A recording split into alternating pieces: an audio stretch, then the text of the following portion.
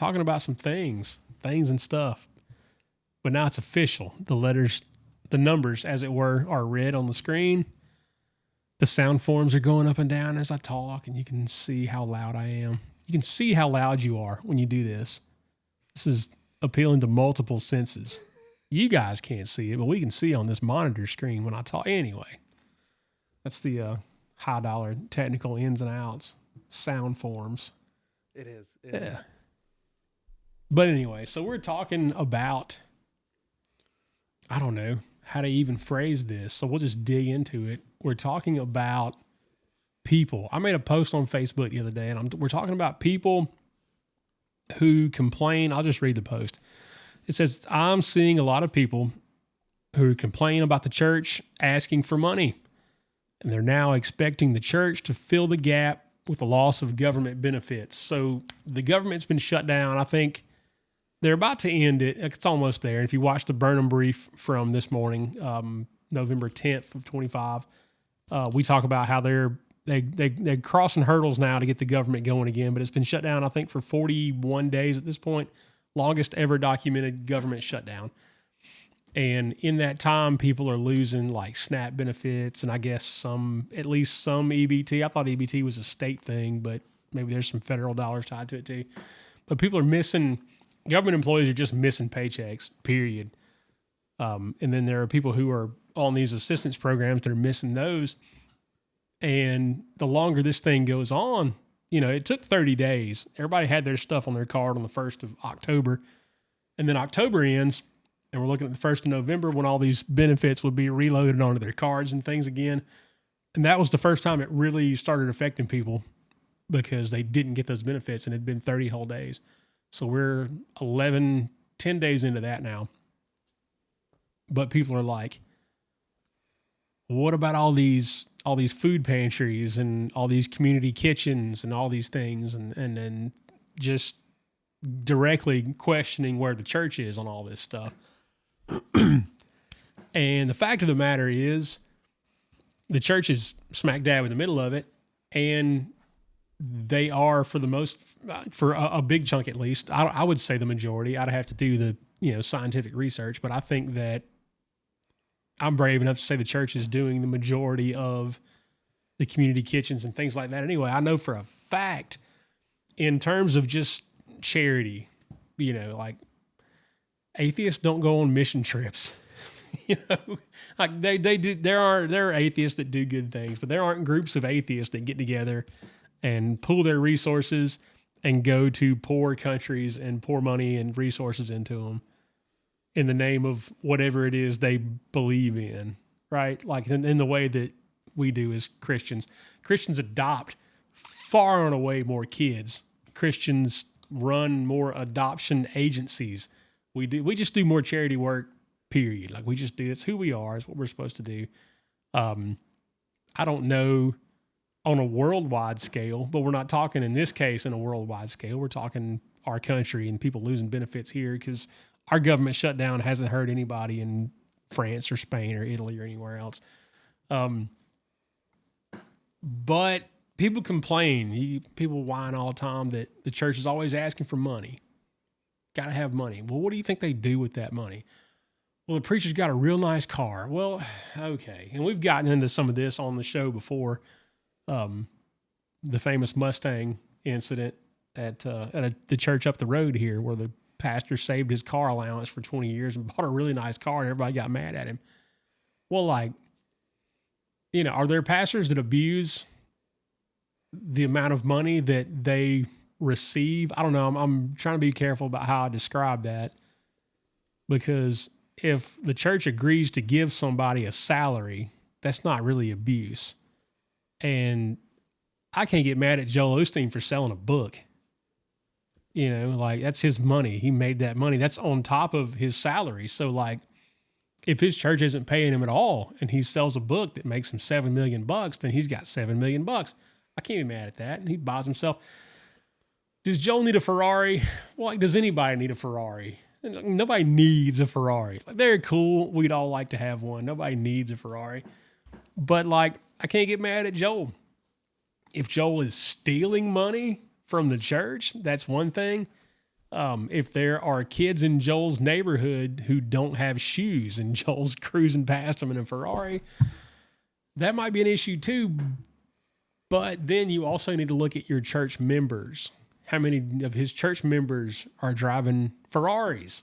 How many Aston Martins you reckon they got in the parking lot? How many pilots own their own helicopters? I don't know. So you can get mad at the pastor, but the pastor takes what the church gives him outside of the rare instances where he's just stealing from the church. And that happens because people are just rotten, even people who call themselves pastors. But here we're talking about the church passing the offering plate. We'll look at it on the molecular level. The church passes the offering plate. Where does that money go? Well, it goes to the pastor, right? The Bible talks about how you shouldn't muzzle the ox while he's treading his grain, which means while the ox is working in the field, like you ought to let him eat a little bit of that while he's helping you plow. Well, like that's the pastor. That's who they're talking about. Your leader, your shepherd in your church. He gets to eat while he does the work. So we should pay that guy. He should make something. Does he need to make $1 million? Maybe. Yeah, who knows? Whatever. That's not really any of our business. That's church leadership business. But if you're going to ask how much he should be making or where that line is, you need to ask how much his church is doing for charity, how much money his church is giving away, how many houses did his church build, how many pairs of shoes did his church build, how many turkeys are they going to give away at Thanksgiving, how many single mothers do they help out. You look at religion and it's the dumbest thing that so many Christians say when they talk about it. It's not a religion, it's a relationship. It's a religion. Stop saying that. That's dumb. The Bible defines religion. Pure and undefiled religion is that we help orphans and widows in need. So there's a time and a place for that. It's spelled out specifically. That's what religion is. That's what we do. That's who we are. People are scared of the word religion because they don't know the word like liturgy. They need to, I don't know, they want to separate themselves from the formalities of church, which are not bad at all. Like we should have more of that and less chaos in churches where people just run around and shout because the fog machine kicks in at the right time. But the word religion scares a lot of people, and it shouldn't because it's defined clearly in the Bible. It's who we are and what we do. So we're supposed to help people. So even if your pastor is making $1 million a year because the church is gigantic, I can think of there's a church in Texas. I won't say the name of the town or the name of the church. If you Google it, you can figure it out. They have 35,000 members. 35,000 people go to this church. It's not Joel Osteen's church. It's a different church. But what do you think their offering plate is like on Sunday? Pretty doggone heavy. I don't know. Maybe they're making $500,000 on a Sunday. Maybe more than that. Who knows? Their online giving, whatever comes in the plate. Doesn't matter how much is coming in. It's about how much is going out. And does that church give? And what do they do for the community? And, every church has got facilities. Are you letting people use your facilities? They got some resources. Are you letting people... There was a tiny little church here in Rome that had... 15 people, 20 people, a little bitty church. And I know that they bought, at one point, they had nothing. They were scraping their rent together every month for the little space they were in. And they bought a homeless person a bicycle because he got a job. And they were like, hey, homie, here's a bike. So didn't have a driver's license, wasn't interested in getting one. Here's a bike. Okay. They paid for some people's medicine one time, helped somebody else out with their rent. Like these people didn't have the money to give away as a church, but they thought that's what they were supposed to do. So they did. They didn't have $1 million, but there are churches that do.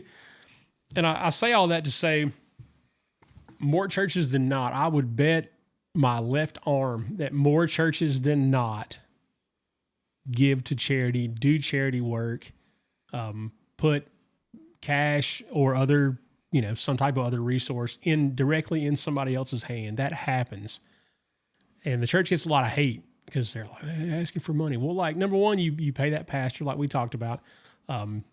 it's nice to have lights on in your church. It's 1,000 degrees here in Georgia in the summer. It's cold today, but it's super hot in the summer. It's nice to have air conditioning. You want people to come into a building in Georgia in July, you better be air conditioned. We're supposed to gather. It's what we do. You know, Hebrews 10:25 says not to forsake the gathering together. And you've heard me beat this drum before on here too. We're supposed to gather. It's nice to have a place to do that. People argue against the church having a location. Well, where are you supposed to gather? I mean, you can only stuff so many people in one person's house, and people have been going to a place to worship since there were groups of people. That's not a new thing. We didn't invent that in America. So there's nothing wrong with having a church building. There's nothing wrong with having a nice church building. You don't want to invite people to come into your dump. But they get grief. So, you know,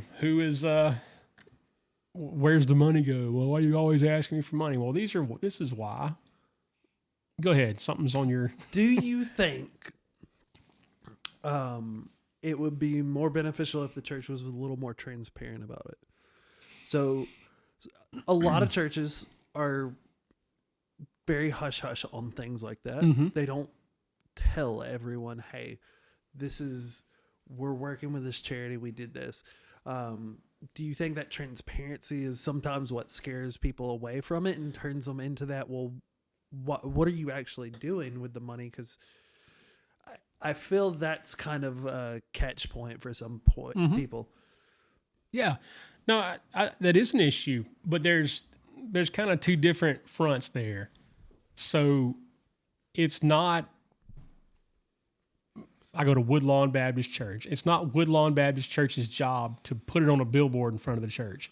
This is where we spend our money. But we had our church conference last week, and everybody that attended got a piece of paper that accounted for every dollar that we had brought in for this quarter, the previous quarter, what the money was allocated for, where it went to, how much of it actually got spent. Like, it was all, and churches do that. And so that's one front, right? But the important thing there is that you be a member of the church. Because you can't, I mean, we can put it on Facebook, right? And be like, hey, my church took in $30,000 last month, and we spent, $6,000 on this and $4,000 on that, and we got $11,000 left. And, we could do that, but that's not up to the church, because how much money in the church budget comes from outside of the church? And so if there were people from the community just throwing money toward the church that didn't go to the church, then maybe you're a little more publicly transparent about that. But you can't just, you can walk into a church for the most part. There are churches that don't, and their finances are just, 100% hush hush. But most churches you can walk into, and if you're a member, a regular attender, you can get access to that information. So that's what you were going for, right? Yeah. I was trying to get that out of you, because I was like, coming from a church background, I understand that, and maybe some of our viewers don't. Maybe some people are not fully clear on, once you're kind of the member of the church, you kind of get past that barrier of transparency, and there is a little obfuscating on the outside, because you don't want to just advertise everything. Right. Because that throws some big red flags up. Well, when we had our church and we were downtown, and I was talking about this with Dixon Holtzclaw. Dixon was on an episode a while back. We're both pastors. And we talk about the things that people would call us for. Your phone just rings all the time, and it's like, hey, I need help with the rent, or I need this, or I need that. Folks that have never set foot in your church before, but they're like, my cousin goes to your church. I'm like, okay. Yeah. Not that you don't help people outside of your church. You do. But if you helped everybody that had some story, then you might not be able to keep your church building open and available, and that gets tough. But so I want to go back to something you touched on in the very beginning, which is Christians are carrying over. They kind of go to adoption and support people. They're for people, opposed to other religions and groups.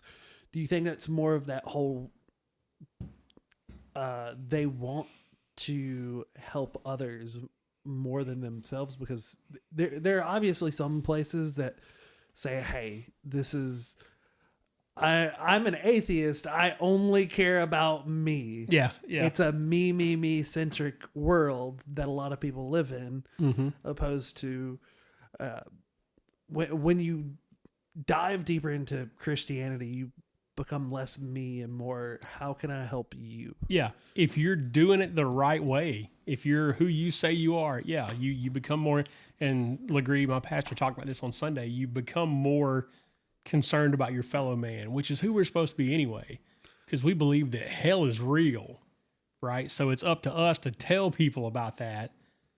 And in doing so, you realize there is also a need for material things. Right. And I think that's where kind of the church steps up in big ways, is they are part of this big food bank. They don't even have to advertise, hey, we are a food bank. People know they can go to a church, and 90% of the time they're going to help. Yeah. They know that they can go to a Christian organization and they're going to help. I mean, how many different organizations that we have that help with women's abuse shelters, all these things like that. So, I mean, it's kind of insane. I mean, we got a cruise ship floating in the ocean that offers aid to people. Yeah. There was a kid from, I can't remember his name. There was a kid from HBC, Hollywood Baptist Church, if you're here locally with us, that was he on that ship for a year? He may still be on it. But he did that for at least for a while, and they had a job he did on this boat, but they would just float around the world and do good things. It's insane. Yeah. I mean, we just had somebody recently who helped with the hurricanes in North Carolina. Yeah. And that was out of his heart. So, Yeah. I mean, it's kind of the same situation we're in now. Granted, there's a flip side to it on politics, and whether or not we want to dive into that, that's a different problem. Yeah, yeah. The church being more than willing to help is, I think, kind of underplayed at this point. And I think people are kind of obfuscating the like, well, no, you can go to a church. You just got to man up on it. Yeah. There is some humility in it. Well, there is. And the Bible also talks about a man who won't take care of his family is like, that's about as low as it gets. So if you're a man, you need to be doing the right things. That religion thing we talked about, it specified orphans and widows, and like people who can't do for themselves, or, whatever. So, and there are times, I remember when I was a deacon, there was a guy in our church that got hurt at work, ran his own business, had there was no backup plan, no insurance, none of that. And he got hurt at work, and the church took care of him and his family until he could get going again. So there's some of that, but like had he died at work, it's supposed to be up to the church to, take care of his wife and kids after that, and until his kids are old enough to grow up and, fend for themselves and things like that. But we do those things, and we could get into politics, and we could get into theology for that matter. And we could say that church doesn't believe the same way that we do, but there's a church, where my church is, there are two buildings on the property there. One of them is our old church building. And we moved out of that at one point before I started going there years ago now. And we rent that space to another church. That church, I'm going to spill the beans on him here. That church gives away cars. They're not buying people a brand new Lexus, but like that's a thing that they do periodically. Like the church gets together and they pull money up and they buy a car, and they find somebody that needs a car and they give it to them. Like they just give them a car. Like, this is your car now. And they don't owe anything to the church. It's just something the church does because that's the kind of thing the church is supposed to do. Heck yeah. Now, do we agree on everything theologically? No, Joey, we don't. We don't agree with everything. But man, how do I go at this dude and be like, we don't agree theologically, so I can't get behind you giving somebody a car? I say Joey. Joey lives down the street from me, and we're homies. I don't know if he'll watch this or not, but that's what his church does. The church at Rome, they give away cars. Oh, Don't show up at his church on Sunday asking for a car, because that's not how it works. But they've put up people who didn't have a place to live. I don't know how it works in their new place because they're kind of out of town a little bit. But when they were downtown, they had like a space in their building that was dedicated to homeless, like a home. They would adopt a person and they'd bring him in, and he had X period of time. Now you couldn't just milk this thing forever, but they'd put this guy up and they'd help him get a job and gather some resources and get out on his own. That's what the church is supposed to do, and that's what the church does. And we don't have to agree with each other on 100% of theological points to look at that and go, that's a flipping awesome thing for the church to do. So, even where we disagree, you can't disagree on that. There's no law against, how does it go? The scripture talks about there's no law against, loving each other and looking out for each other. Like, nobody can even get mad at you for that. That's a dumb thing to be like, we don't agree on everything, so I can't help you with anything. Well, okay, that's stupid. So, I'm willing to bet that more churches than not, the holidays are coming up. Churches are buying meals. Churches are buying Christmas presents for kids. That happens. But that's where the money goes. When they pass the plate around and everybody's mad about it. You do my money. Well, like, if you put your money in a plate, or so many people are giving online these days, and that's, whatever. Went to a church once that had this was a long time ago, they had the swiper on the plate, the little card thing. It was great. ATM out in the lobby. But once you give that money away, if I give you something, you do whatever you want with it. I gave it to you and it's yours now. But so what we got to think of, we got to change the way we think about that. We think about giving money to this brick and mortar structure. But when we're putting money in the plate, when we donate online, when we do however we do it, we're giving our money from our heart, from our standpoint. It's going to God. And we've either got to trust that his plan for that money is perfect or it's not. And if it's not, he's not God. He is. He is God. So don't try to whatever. But that's when you give your money away, you've given it away. It's not your money anymore and you're trusting him. Are you trusting church leadership? 100% you are. But you're trusting that they are being led by God to do the right things with that money. And more often than not, they are. You can always find the exception. And you can look back, and we've done podcast episodes about that. People that do good things for the sake of taking them, that they'll go to a third world country and take pictures of themselves with little brown kids and go, look what I did. It's not what it's about. Leave your camera at home. But churches are doing good stuff. That's where the money goes. And I'm going to choke now. But, yeah. So, I don't know. That's sort of my take on that. I just kind of wanted to get that out. I do want to read, if I can do this without choking. Okay, so, like I said, I had a couple of pastors that responded to that post earlier about where the money was going, all these things. Dixon Holtzclaw, my buddy, the pastor at Blue Pond Baptist Church, he says that from my experience, every single church that I've been involved in has funds for the needy or / benevolence, and any that don't still help most folks that ask for it. I can also say every single one of them is regularly lied to and manipulated. That happens too. I get calls every week from strangers asking if we pay for various things. I pray for the ones I feel are searching for validation, to hate the one demographic that will almost always try to help them find ways to love and help. So the church gets lied to. That happens all the time. So this guy, and I caught this, I remember one time in particular, actually it was 2 times, it was the same guy. This dude comes into my church, which used to happen quite a bit because we were on Broad Street downtown. So we got the phone call. Our Cash App handle got out at one point, and we were just getting Cash App requests from people for stuff. But folks would show up, and this guy came in once, and he was like, man, I'm on hard times right now. All my bills came out at one time when I wasn't expecting it. And I was like, okay. It was just this guy by himself. And I was like, hey, where do you work? And he was like, oh, I work at, so-and-so, such and such. And I was like, so you didn't know all your bills are coming out at one time? And he was like, no, they usually come out on the 3rd, and this month they came out on the 1st or whatever. And I was like, okay, come back tomorrow. So he leaves, and I start calling people that I know that work at that place where he told me that he worked, and he in fact, did not work there and didn't work anywhere at all.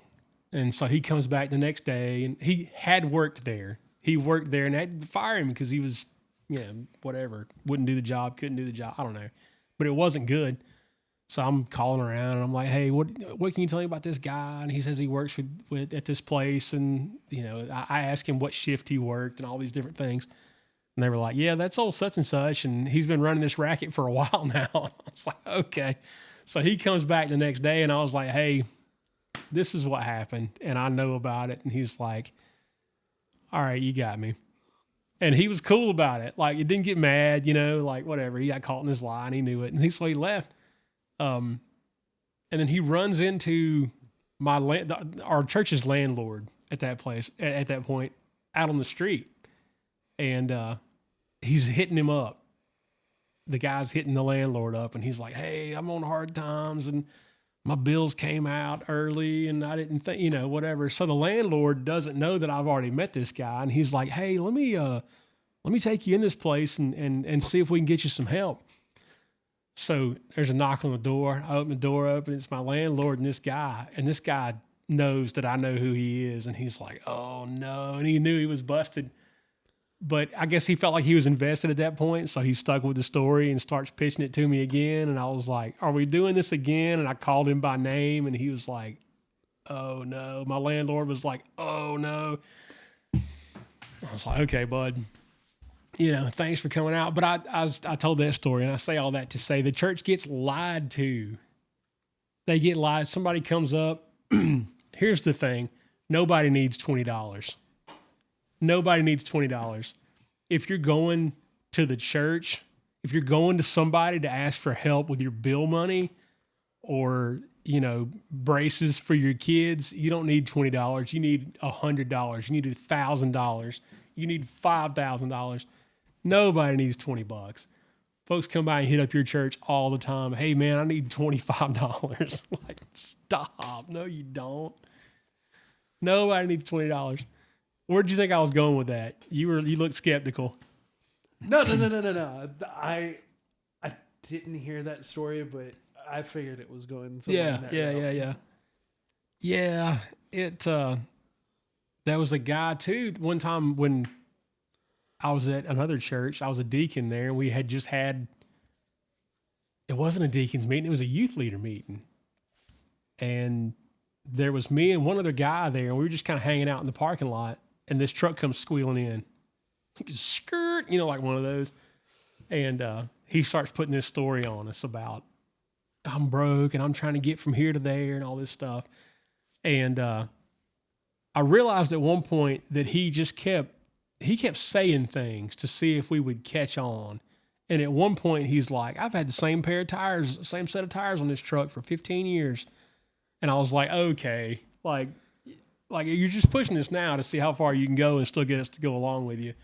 And I was like, I'm going to give you $20 right now, and I don't want to see you here again. And he leaves. But he wanted, you guys must have some money for people that need, this or that. And again, it was the same kind of thing. He kind of knew he was busted and moved along. And that sounds mean, man, but like, when people give their money to the church, they trust the church and they trust God that the right thing is going to happen. You can't just be dishing it out to anybody that can come up with a well-crafted story. And any pastor, deacon, elder can tell you the better the story, the less likely it is to be true. They've just kind of practiced it over time. And I wanted to read one other comment from this post. It's like you got something. You have anything? Okay. You had that look on your face that you get sometimes. Legree Price, my pastor, in his own comment, not related to the one I just read, he says, I keep seeing posts about how the church is the reason we are in this mess, and now they won't do anything to help those losing their SNAP benefits, when the vast majority of donations to food banks, local community organizations, and nonprofits assisting with this are coming from either churches or Christians. We can't be both the problem and the solution. Most churches I know are donating either food or money to local food banks, ours included, hosting food drives or assisting individuals in their congregations. So that's, kind of what we were saying earlier. The church is the one doing most of the charity work. I remember, you might or might not remember this. Did you go out with us to clean up after you did? You were there. You were on TV with me. 2011, when the tornadoes hit Bartow County. Yeah. I guess it was the Red Cross called David Franklin, who was the associational missionary, the Bartow Baptist Association. And they said, hey, we need your people to come help us clean up. Like, we just need manpower because this place just got ransacked. And David told them, he's like, that they'll do it, but like they're going to be out there as Christians, and they're going to be sharing the gospel while they clean this mess up and do all the. And we'll provide all the resources, all the manpower. Like, don't worry about it, we got it. And sure enough, like, the church cleaned up Adairsville, Georgia, after it got wiped out by a tornado. I got to hand it to them. The Buddhists were out there. There were a handful of Buddhists out there, and they were giving away like Lowe's gift cards. There were like 3 of them. There weren't a ton of them out there, but they were getting after it as best they could. But it was the Christian church who was out there, like, really doing the load of the work. But you were out there with us. Yeah. It was snowing. Yeah. It was great. Great may not be the correct Maybe word. not, but like I say, great. It was, the effort was great. Yeah. The people that dropped everything on a day and a half notice to go out and just get after it, cleaning up a stranger's yard. Yeah, after tornadoes. Absolutely. It's an insane undertaking that I think just the church in general takes on. Yeah. With a lot of these things, they're able to mobilize rather quickly. Again, going back to our North Carolina friends, they mobilized heckin' quick and took that on. Yeah. You look at how quick the response is. It's swift, it's decisive, and it's done.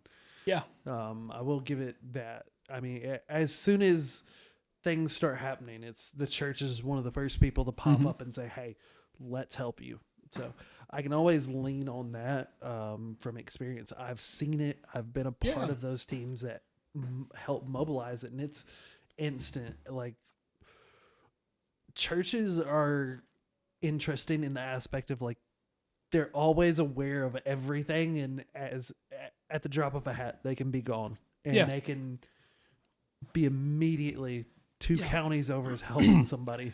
Well, there are so many churches now, and I know that Pleasant Valley North here in Rome has got one, just off the top of my head. I know others do too, but they have like an incident response trailer that's full of like chainsaws and shovels and hammers and nails and it's like a heckin' Dakar rally truck. Exactly. So something happens, a tornado comes through and a tree falls on somebody's house. Like, they call 4 guys in the church and they go jump in this truck and haul this trailer off, and they're like cleaning up the mess. But, something like Hurricane Helene, a fast response time to something like that is like really fast. It's like 4 or 5 days to get somebody there and get like boots on the ground cleaning up. And then a lot of times you see it's less than that, especially like it was our own community then. It was just a different half of the county. So it was, it didn't take us long at all to get people on the ground at work, cleaning stuff up and making a difference in the community. But you've been there and you've done it and you've seen it. But the people that complain about it, they know too. They've seen it too. Oh, absolutely. They probably haven't done it, or they wouldn't be complaining about it. But they know. They're aware. They just don't like it. So, you don't have to like it, but that's the way it is.